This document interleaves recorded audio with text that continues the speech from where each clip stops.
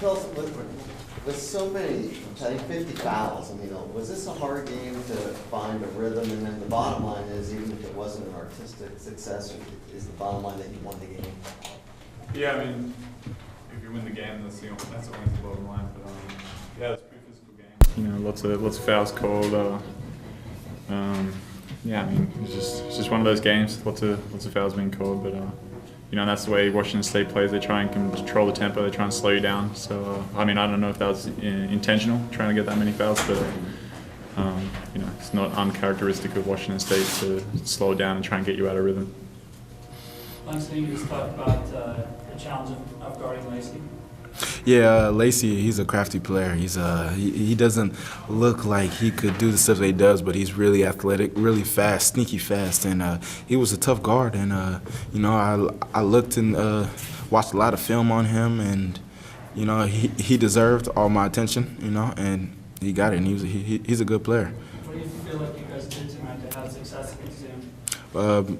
We pretty much just keyed in on him, followed the game plan, you know, try to keep it out of his hands, try to get him the least amount of touches as we could. And I think if you count the touches, we probably limited him to him getting the ball more than any other team. Yeah. Langston, he had 9 real quick. Did it take a little bit of time on him to kind of figure him out? Yeah, it definitely did. I've never played him before, and well, I played him last year, but I didn't really get a big assignment on him. And you know, he was sneaky. He's a good player. He deserves every point he got. Angus, you know, it's a real important win for you guys. Were you guys feeling any pressure coming in that you had to snap this losing streak tonight? Any extra pressure, I guess, in any regular game?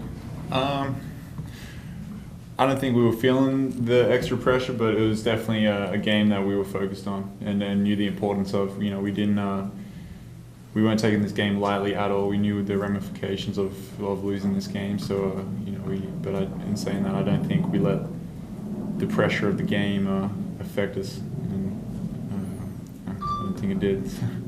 So with that being said, at this point, do you just not worry too much with the fouls and that kind of stuff? You just focus on the win and kind of savor it? I mean, you can never really focus on the fouls. You know, when the ref blows his whistle and calls for fouls, nothing you can do. You know, as much as, you know, they're right, they're wrong sometimes, and you know, I mean, once they blow the whistle, you can't do anything about it. It doesn't do much good focusing on that, and not, you know, if you focus on that, you're not really paying attention to the game and what you've got to do. So, yeah, we were focusing on us. You know, like we've been saying since day one, it's all about it. You know, we're focusing on ourselves. We're taking each game as it comes. Thanks. What about from your perspective? You think it was tough to get a flow in that kind of game with so many whistles, so many stoppages? Definitely. There was a ton of whistles, but you know, it was kind of tough getting, you know, just getting the flow, like you said, and you know, but with a team like that, they kind of tip their hat on being able to slow the game and, you know, get calls, and you know, if it's a foul, it's a foul. That's how I was taught. If it's, you know, if the ref calls a foul, then it's a foul. And you know, it was tough, especially because I got fouled out. That was the first time I got fouled out since like the 5th grade. But you know, it was definitely a tough one. No. It wasn't just the fouls. I mean, Roberto going 1 for 9, Hal's going 1 for 8, only 3 3-pointers. I mean, you guys kind of had to overcome a lot of things you don't usually have to deal with tonight. You know, what does that say about the team that you're able to survive the fouls and all the kind of the shooting was, I guess, from people who regularly score for you? Well, the shooting was from our guards. I think shows that we have more than, you know, we have multiple options on the team to go to, you know, when the shots aren't falling for our guards. So, you know, and give credit to Devon. He really stepped up. Eric played a great game also. And then, you know, Langston on my left, right, he also played really well. And then, you know, just the challenges in general as a team, you know, we're showing, you know, that's something that's really shown growth this year compared to last year. We're really, you know, priding ourselves on being able to have challenges and then overcome them, or, you know, really see what the challenge was, and if we didn't overcome it, then work on that. And you know, we're doing a better job on that, you know, each week, and getting better at it as the season progresses. It seemed like it was kind of hard to kind of get over that, you know, 5 to 7 point lead to really create a lot of distance. Was that frustrating at all, or the way they were able to hang in there?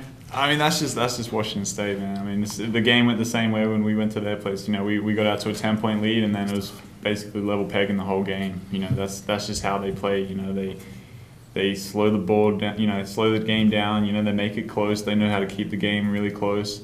Washington State's one of those teams that, they make it hard to get out to a really, really big lead. And at the end of the day, they're a good team.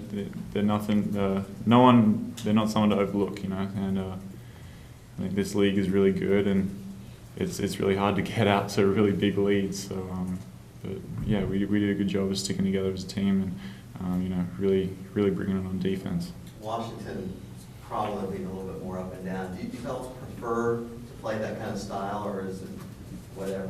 Does it really matter? Yeah, we prefer to play up and down just because we're more comfortable with it. You get to, I think you said we only had 3 3-pointers. Is that what you said? We only had 3. Wow. But yeah, you get to flow into your shot more. There's a lot of, it's not a half-court set, so you can kind of sneak in a 3-pointer, on transition. I don't think we got one from Bird today. That's because they just slowed it down. And but yeah, I think we prefer that. But different teams have different styles, so we have to adjust. How nice is it to be back home? Yeah. Back in Corvallis. Yeah, it's good.